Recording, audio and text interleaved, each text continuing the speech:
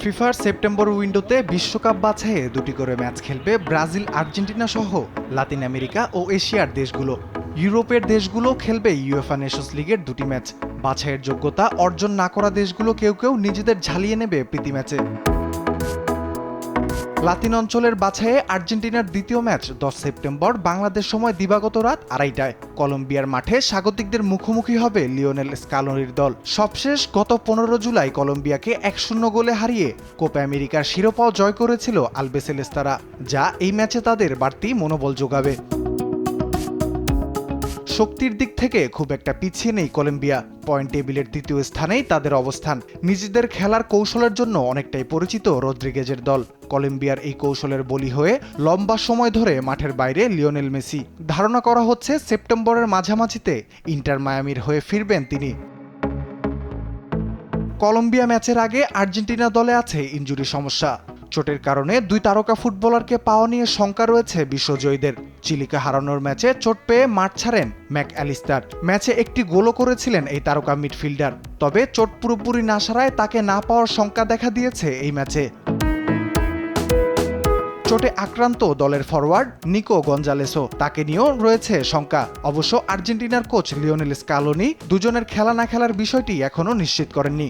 জানিয়েছেন একাদশ এখনও কিরকম হবে তা ঠিক করা হয়নি, তবে নিশ্চিতভাবেই কিছু পরিবর্তন আসবে বলেও জানান তিনি।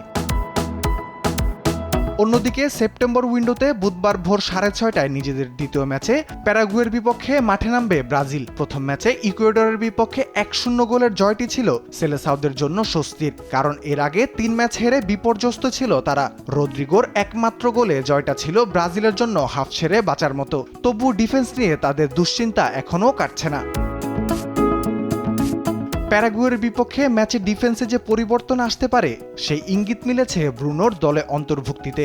বিশ্বকাপ বাছাইয়ে পয়েন্ট টেবিলে দলিভারের দলের বর্তমান অবস্থান 4 নম্বরে। এর আগে তিনি 2 ম্যাচেই জয়ের লক্ষ্যের কথা জানিয়েছিলেন, অর্থাৎ প্যারাগুয়ের ম্যাচেও জয়ের বিকল্প কিছু ভাবছে না ব্রাজিল।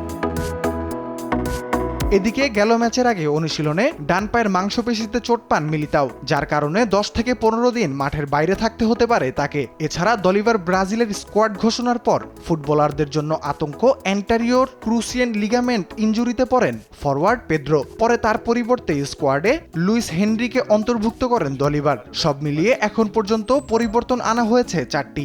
ইয়ান কৌতো ও স্যাভিনিও বাদ পড়েন দল থেকে। সাধারণত সেন্ট্রাল ডিফেন্সে মিলিতাও ও গ্যাব্রিয়েল মাগালহায়েজের জুটিকে খেলান দলিভার, কিন্তু অদ্ভুত পরিস্থিতিতে গত ম্যাচে খেলানো হয় মাগালহায়েজ ও মার্কিনিওসকে। এবার পিএসজির তারকার জায়গা ব্রুনোকে বাজিয়ে দেখতে পারেন ব্রাজিল কোচ। এ নিয়ে তাকে দ্বিতীয়বার ডাকা হয়েছে জাতীয় দলে। গত ম্যাচে জয়ের পর ব্রাজিলের খেলা নিয়ে সমালোচনা শুরু হলে সমর্থকদের ধৈর্য ধরতে বলেন দলিভার। ব্রাজিল নতুন করে পুনর্জন্ম নেবে বলেও তিনি আশ্বাস দেন। এখন পর্যন্ত লাতিন অঞ্চলের বিশ্বকাপ বাছাইয়ে 7 ম্যাচে 3টি করে জয়হার ও একটি ড্র নিয়ে 10 পয়েন্টে বর্তমান টেবিলে 4-এ অবস্থান সেলেসাওদের। আগামী ম্যাচে জয় নিয়ে পয়েন্টের পরিবর্তন আসে কিনা তা শুধু সময়ের অপেক্ষা। রাফিউল ইসলাম রাতুল, স্পোর্টস ডেস্ক, দেশ টিভি।